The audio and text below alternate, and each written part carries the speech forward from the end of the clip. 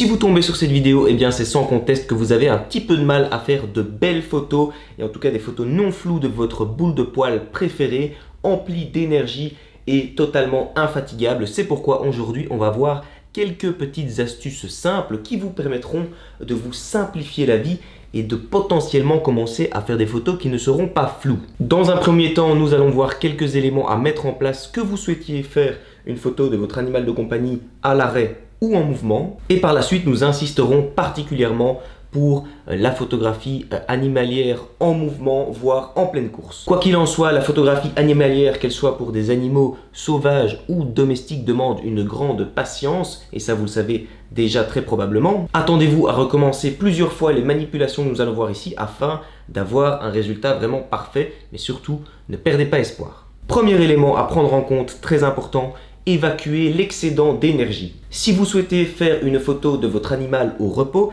il est très important de passer du temps avec lui au préalable. Avant ça, il sera totalement impossible de lui demander d'être patient si vous-même vous n'avez pas pris le temps et la patience de jouer avec lui. Alors évidemment, pour fatiguer un petit peu votre chien, tous les moyens sont bons. Vous pourriez faire une belle balade ou encore de la course à pied.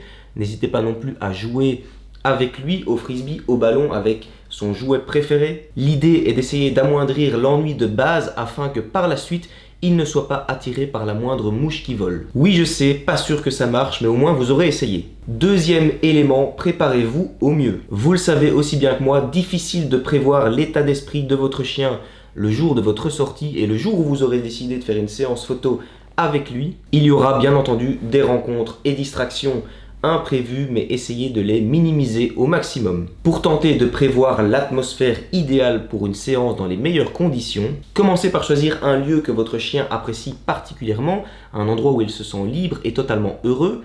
Choisir un lieu qu'il connaît déjà bien, amoindrira les surprises qui pourraient intervenir durant votre séance. Le bonheur et le bien-être de votre boule de poil se lira bien évidemment sur son visage, comme pour un enfant. Dans ce lieu, commencez peut-être par analyser la lumière pendant plusieurs jours avant le jour de votre séance. Les plus belles lumières naturelles se trouvent généralement tôt le matin ou au crépuscule. Si vous souhaitez faire une séance en pleine journée, misez peut-être sur un temps nuageux afin d'avoir une lumière plus douce et donc des ombres moins marquées, car très souvent, sinon, l'information disparaît dans les poils, particulièrement si votre animal de compagnie est blanc ou noir. Et puis si vous photographiez en intérieur, misez de nouveau sur une lumière naturelle au possible.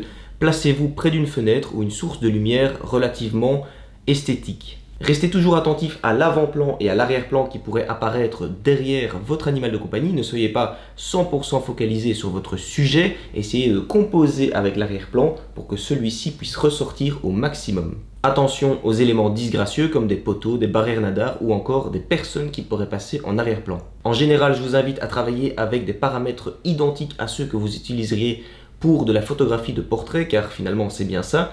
Je parle bien entendu ici pour un sujet fixe. Cela se corse bien évidemment si votre sujet commence à se mouvoir, et ça on y reviendra un petit peu plus loin. N'hésitez pas à faire quelques tests en amont afin de trouver les réglages optimaux en fonction du contexte qui se trouve devant vous, et ne demandez pas encore à votre animal d'être attentif. Gardez toute cette attention pour le moment précis où vous allez le shooter. Troisième élément, limitez les distractions. A priori, vous connaissez votre animal mieux que personne, donc à vous de voir si vous voulez prévoir des friandises pour essayer d'attirer son attention. Mais attention du coup, les friandises peuvent aussi être un vecteur d'excitation qui pourrait bien donner l'effet inverse que celui que vous souhaitez. Peut-être serait-il préférable de miser sur un jouet que votre animal apprécie particulièrement, ce qui pourra vous donner le contact visuel, mais aussi éventuellement cette petite inclinaison de tête que tout le monde attend tant. Dans tous les cas, soyez prêts à chaque instant. N'hésitez pas non plus à prendre des photos en rafale s'il le faut afin d'être sûr d'avoir au moins une photo nette. N'oubliez pas que la pose parfaite n'est jamais tenue très longtemps par ces petits êtres imprévisibles. Quatrième élément, attention au point de vue. Que ce soit pour un animal de compagnie ou pour n'importe quel autre être vivant, il est toujours préférable de vous mettre au niveau des yeux de votre sujet. Cela vous permettra d'avoir un point de vue neutre et donc de rentrer entièrement dans le monde de votre animal à quatre pattes afin d'avoir une sorte d'empathie et vraiment de voir le monde comme il le voit lui-même. N'hésitez pas non plus à vous mettre encore un peu plus bas, donc à ras du sol, afin d'avoir une vue un petit peu en contre-plongée qui pourrait bien laisser le ciel apparaître derrière votre cabot et donc le détourer parfaitement afin qu'il ressorte d'autant plus de l'arrière-plan. Cinquième élément d'actualité pour n'importe quel style de photo, bien entendu, attention au réglage. Pour un animal statique, mettez votre ISO au minimum, puisque vous êtes en extérieur, a priori pas besoin d'augmenter l'ISO et donc de prendre le risque de dégrader votre image. Ouvrez relativement votre diaphragme afin d'avoir une courte profondeur de champ, comme pour la photographie de portrait, afin de faire ressortir au mieux votre sujet de l'arrière-plan. Ensuite, adaptez tout simplement votre vitesse afin d'avoir une exposition parfaite. Pour un animal en mouvement, commencez par fermer un petit peu votre diaph,